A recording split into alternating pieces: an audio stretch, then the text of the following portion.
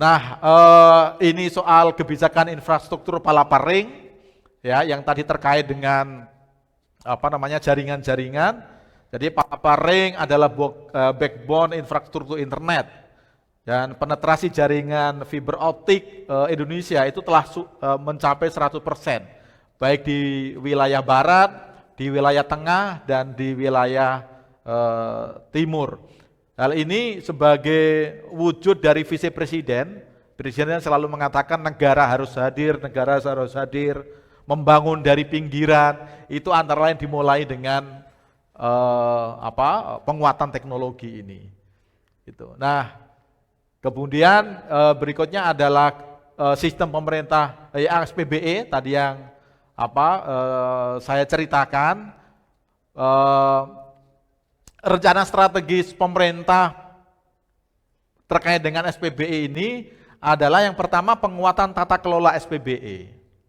Ya, tata kelolanya diperkuat, kemudian penguatan layanannya, kemudian penguatan infrastrukturnya, dan penguatan dan mengembangkan TIK-nya 4.0, ya 4.0.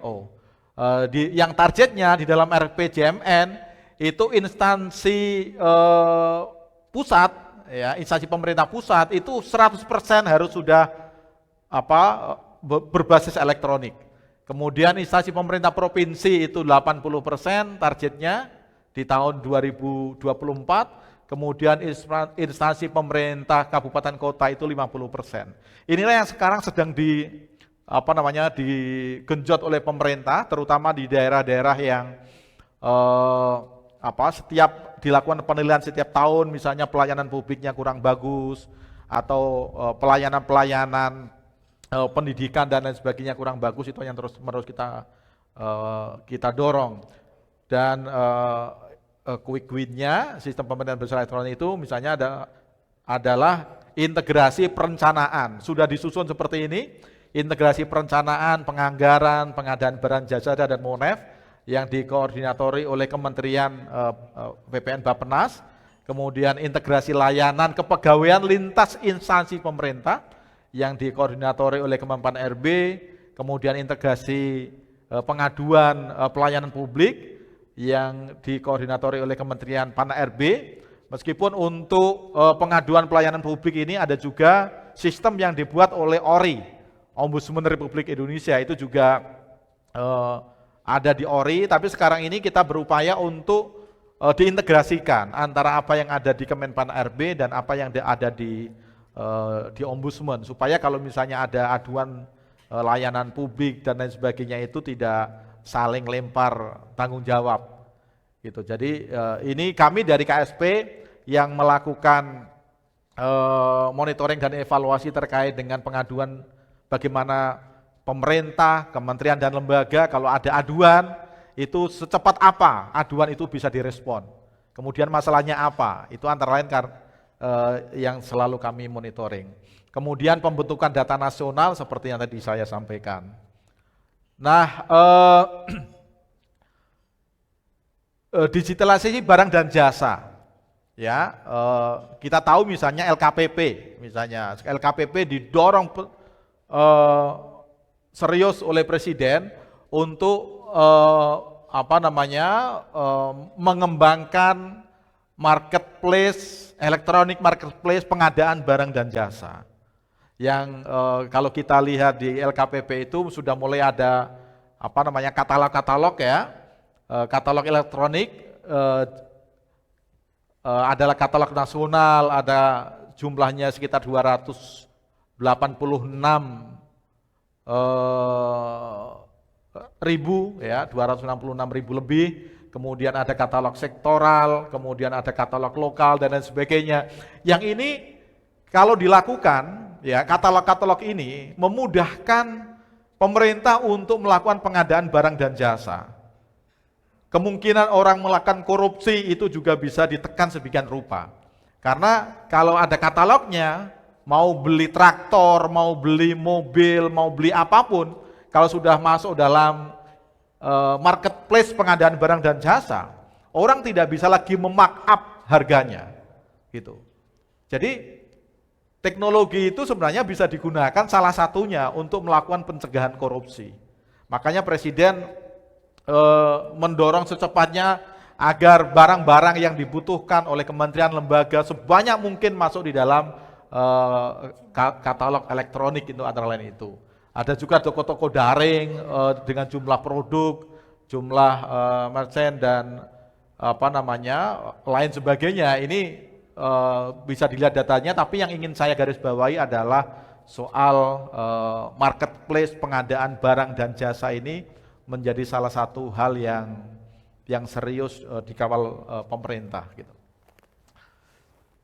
Nah, terakhir ini tadi saya buka dengan arahan Presiden, yang terakhir saya tutup juga dengan arahan Presiden yang dilakukan di dalam Ratas 26 Februari 2021 yang lalu. Presiden memberikan arahan bahwa kita telah membangun infrastruktur konektivitas digital ke seluruh penjuru Indonesia. Hal ini harus dilaksanakan dengan berpegang teguh pada kedaulatan bangsa di tengah kondisi globalisasi, hiperkompetensi dunia saat ini. Kedaulatan dan kemandirian harus menjadi prinsip dalam transformasi digital yang kita lakukan. Jangan sampai digitalisasi itu hanya menguntungkan pihak-pihak asing dan anak bangsa tidak terlibat di dalamnya. Kemudian pesan Presiden yang terakhir adalah, oleh karena itu kita harus sambut momentum transformasi ini dengan pola pikir baru, cara tindak baru, serta kemampuan penguasaan teknologi menuju Indonesia maju. Kalau mau disebut, inilah sebenarnya inti dari revolusi mental yang dulu pernah dicanangkan Presiden di tahun 2014 yang lalu. Saya kira itu Pak Pur, terima kasih. Pak Rumadi, aplaus untuk Bapak. Luar biasa, kita sudah mendapatkan info kelas 1 ya dari KSP yang disampaikan oleh Pak Dr. Rumadi. Sekarang giliran Anda kalau masih ada yang ingin ditanyakan. Waktu kita beberapa menit, saya persilahkan. Ya. Apakah lewat layar atau langsung? Yang di ruangan ini dulu. Silahkan Bapak, Pak Abi Suja.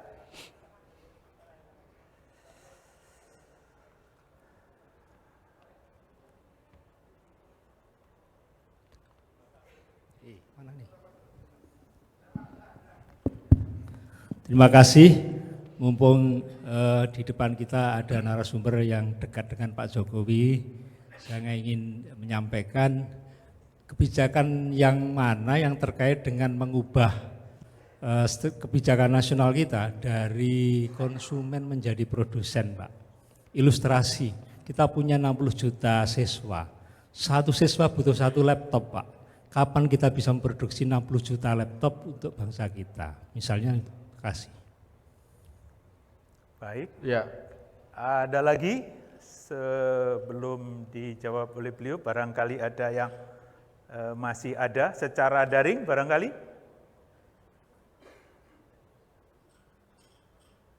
Tidak ada? Baik, Pak Rumadi, Bapak jawab dulu pertanyaan Pak Abi. Mungkin tidak sepenuhnya memuaskan yang saya jawab, Pak. Mungkin pengetahuan saya juga terbatas, tapi intinya kebijakan mana yang mengindikasikan dari konsumen menjadi produsen, kira-kira begitu Pak ya. Salah satu mungkin yang bisa kita lihat sekarang ini, mumpung ini baru selesai G20, itu misalnya kebijakan mobil anak bangsa kemarin itu. Kemudian kaitannya dengan green economy, green energy. Kebijakan penggunaan mobil nasional itu sebenarnya bagian arahnya ke situ Pak, supaya kita tidak terus-menerus menjadi pasar, tidak terus-menerus menjadi objek, tidak terus-menerus menjadi konsumen, tetapi kita juga bisa menjadi produsen. Meskipun ini juga tidak mudah, ya, kebijakan-kebijakan ekonomi yang dilakukan oleh Presiden, misalnya yang beberapa waktu yang lalu, hilirisasi nikel misalnya kemarin itu. Ternyata Presiden sudah secara serius bagaimana supaya nikel yang kita miliki itu kita tidak mengekspor barang mentah, supaya ada hilirisasi ya, dan terbukti Pak ya. Dan terbukti, Masih banyak yang salah paham Pak. sudah terbukti itu bisa menaikkan 300% pendapatan negara. Tapi tiba-tiba di-challenge oleh diajukan gugatan ke WTO, dan 2-3 hari yang lalu sudah ada putusan WTO, Indonesia dinyatakan kalah. Itu. Dan sekarang ini Banding Pak. pemerintah Indonesia sudah menyiapkan untuk banding. Gitu. Jadi sebenarnya arahnya sudah jelas. Kita tidak ingin menjadi pasar semata-mata. Meskipun ada produk luar yang masuk ke Indonesia, Presiden selalu menekankan alih teknologinya harus dijaga. Jangan semata-mata kita menjadi pasar. Saya kira secara garis besar itu Pak. Ya, tugas kita bersama kira-kira Pak Rumadi, kita didik anak-anak kita supaya menjadi produsen, bukan hanya konsumen. Jadi kita punya PR yang luar biasa, yaitu mengajak anak-anak kita itu bangkit untuk percaya diri bahwa kita bisa menjadi produsen apapun, gitu ya. Makasih Pak Rumadi. Terima Dari kasih, online Pak. masih ada satu Pak. Oke. Dari Saudara Novi tadi.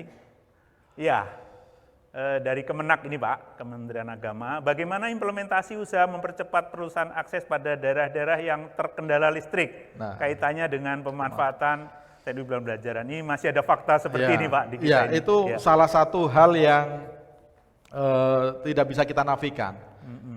Kita punya internet seluas apapun, tapi kalau infrastruktur listriknya belum ada, itu juga nggak akan ada gunanya. Jangan sampai cerita ada tetangga saya yang beli kulkas ke kota, begitu sampai di rumah dia lupa ternyata rumahnya belum ada aliran listrik. Nyimpan baju. Dan jadi internet, transformasi digital itu harus dilakukan bersama-sama inline dengan aliran energi listrik harus dipastikan sampai ke sana. Itu makanya